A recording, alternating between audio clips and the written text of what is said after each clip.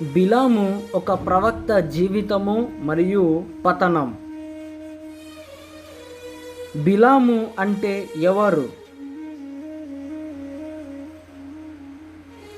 ఎందుకు గాడిదతో మాట్లాడించాడు? అతని పతనానికి కారణమేంటి?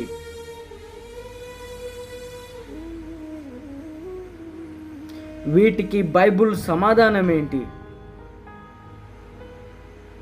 Watch the video, don't miss it. K Prasad official 1125 Bible world. Please subscribe to my channel. బిలాము ఎవరనగా ఒక ప్రవక్త. బిలాము నిజానికి వాస్తవానికి ఎవరనగా అతడు ఒక ప్రవక్త. ప్రవక్త అనగా దేవుని వాక్కును, దేవుని మాటలను, దేవుని వాక్యాన్ని ఉన్నది ఉన్నట్టుగా ప్రజలకు ప్రకటించేటువంటి వాడు. బిలాము అనేటువంటి పేరు కలిగిన పదం మనకి పాత నిబంధనలో కనబడుతుంది. సంఖ్యాకాండం 22వ అధ్యాయములో మరియు బైబిల్లో ఆయా సందర్భాల్లో చాలా చోట్ల కనబడుతుంది. ఈ పదానికి హెబ్రీ మరియు అరామిక్ భాషలో అర్థం ఏమిటి అంటే 2 విధాలుగా కనబడుతుంది. ఒకటి మృంగివేయడం లేదా నాశనం చేయడం. కాబట్టి బిలాము అనే పేరుకు సాధారణంగా ప్రజలను మృంగివేసేవాడు లేదా ప్రజలను నాశనం చేసేవాడు అని అర్థం వస్తుంది. బిలాము బైబిల్లో ఒక ప్రత్యేకమైనటువంటి వ్యక్తి, ఒక ప్రవక్త. కానీ అతని హృదయం ఒక లోభంతో మసిలిపోయింది. ఒకరోజు మోయాబు రాజు బాలాకు అనేటువంటి వ్యక్తి బిలాము దగ్గరకు వచ్చి, మీరు మాకు సహాయం చేయాలి, మాకు మీ గురించి తెలిసి ఉంది, మీరు దీవిస్తే దీవించబడతారని, శపిస్తే శపించబడతారని, మీ దేవుడు గొప్పవాడని మేము విన్నాం, మాకు తెలుసు.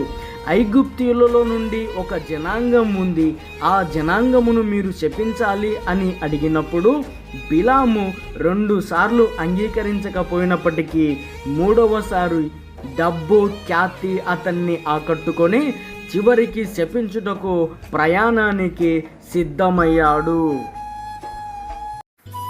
రెండవదిగా ఎందుకు గాడిదతో మాట్లాడించాడు?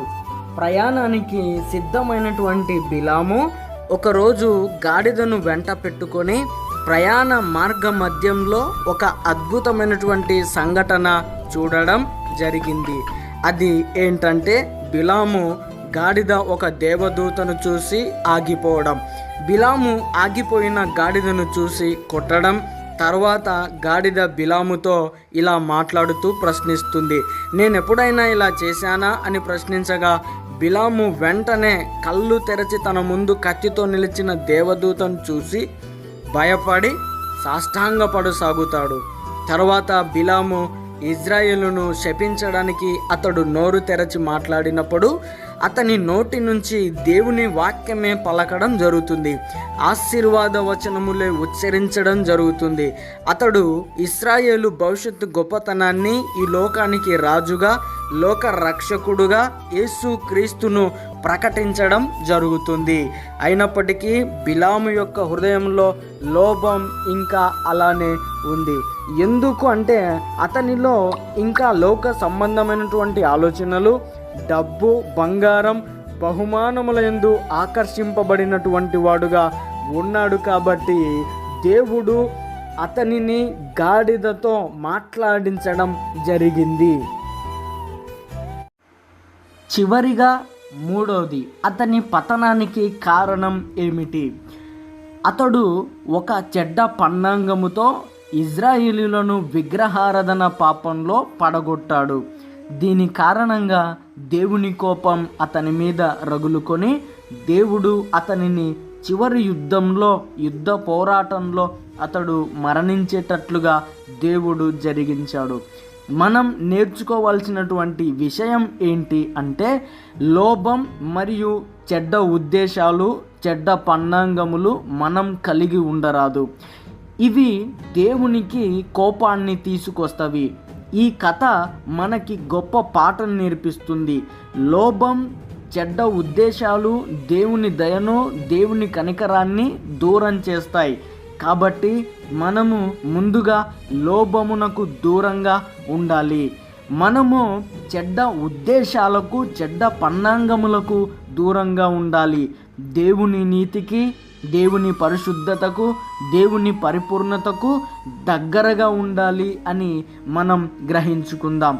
ఈరోజు బిలాము గురించి నేర్చుకుంటున్నటువంటి నీవు, వింటున్నటువంటి నీవు లోభానికి బానిస అయినావేమో, చెడ్డ ఉద్దేశాలకు బానిస అయినావేమో, చెడ్డ పన్నాంగములకు బానిస అయినావేమో. ఒక్కసారి నీ హృదయాన్ని నీవు పరిశీలన చేసుకో.